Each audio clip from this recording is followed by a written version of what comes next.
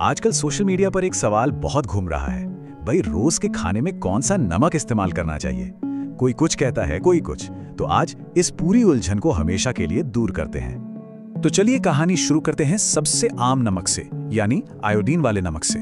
ज्यादातर घरों में यही इस्तेमाल होता है और इसके पीछे एक बहुत बड़ी और जरूरी वजह है जिसे सरकार ने भी अनिवार्य बनाया है।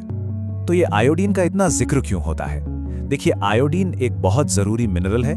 ये हमारी थायराइड ग्रंथि को ठीक से काम करने में मदद करता है और यही थायराइड ग्रंथि हमारे शरीर के मेटाबॉलिज्म को कंट्रोल करती है। यानी हमारा शरीर एनर्जी कैसे इस्तेमाल करेगा, ये काफी हद तक इसी पर निर्भर करता है। और सोचिए, अगर शरीर में इस आयोडीन की कमी हो जाए तो क्या होता है? दिक्कतें छोटी मोटी नहीं हैं। घेंगा जैसी बीमारी हो सकती है जिसमें गर्दन में सूजन आ जाती है, हर वक्त थकान महसूस होना, बालों का झड़ना और हार्मोन्स का पूरा बैलेंस बिगड़ जाना, ये सब हो सकता है। इन्हीं खतरों को देखते हुए सरकार ने नमक में आयोडीन मिलाना शुरू किया था। तो बात साफ है, रोज के खाना पकाने के लिए और शरीर में आयोडीन की कमी ना हो, इसके लिए आयोडीन वाला नमक ही सबसे सेफ और भरोसेमंद ऑप्शन है। अच्छा, आयोडीन वाले नमक की कहानी तो समझ आ गई। अब आते हैं उस नमक पर जिसे बहुत नेचुरल और हेल्दी माना जाता है। जी हाँ, अब बात करते हैं समुद्री नमक की। समुद्री नमक को लेकर ना, एक तरफ है वो जो हमें महसूस होता है और दूसरी तरफ है हकीकत। हमें इसका वो दरदरा टेक्सचर, वो नेचुरल वाली फीलिंग अच्छी लगती है, लेकिन सच्चाई ये है कि इसमें सोडियम उतना ही होता है जितना आम नमक में। और सबसे जरूरी बात, इसमें आयोडीन होगा ही, इसकी कोई गारंटी नहीं होती।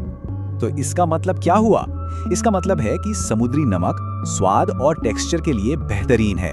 किसी सलाद पर, चाट पर या डिश के ऊपर से छिड़कने के लिए ये परफेक्ट है, लेकिन इसे हम आयोडीन का रोजाना का सोर्स नहीं मान सकते। और अब गुलाबी हिमालयन नमक, इसकी मार्केटिंग इतनी जबरदस्त है कि लगता है ये कोई जादुई चीज है।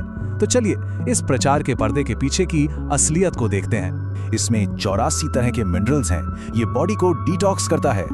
सुनने में तो कमाल लगता है, पर क्या इसमें वाकई दम है? अब देखिए इसकी असलियत।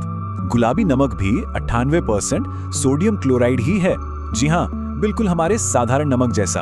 वो जो बाकी का 2% है ना, उसी में वो सारे चमत्कारी मिनरल्स होते हैं और इसका गुलाबी रंग आयरन ऑक्साइड की वजह से आता है।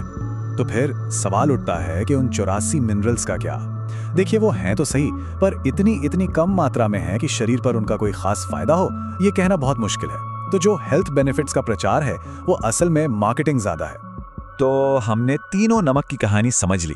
अब इन सारी जानकारियों को जोड़कर एक सीधी सादी गाइड बनाते हैं जो रसोई में सही नमक चुनने में मदद करेगी। रोज के खाने और सेहत के लिए आयोडीन वाला नमक सबसे सही है। अगर खाने को सुंदर दिखाना है या थोड़ा अलग स्वाद चाहिए तो गुलाबी नमक अच्छा है। और किसी डिश को फाइनल टच देने के लिए, उसके स्वाद और टेक्सचर को बढ़ाने के लिए समुद्री नमक का इस्तेमाल करें। और अब इस पूरी बातचीत का सबसे जरूरी सबक, सेहत का लेना देना नमक के रंग से या उसकी कीमत से नहीं है।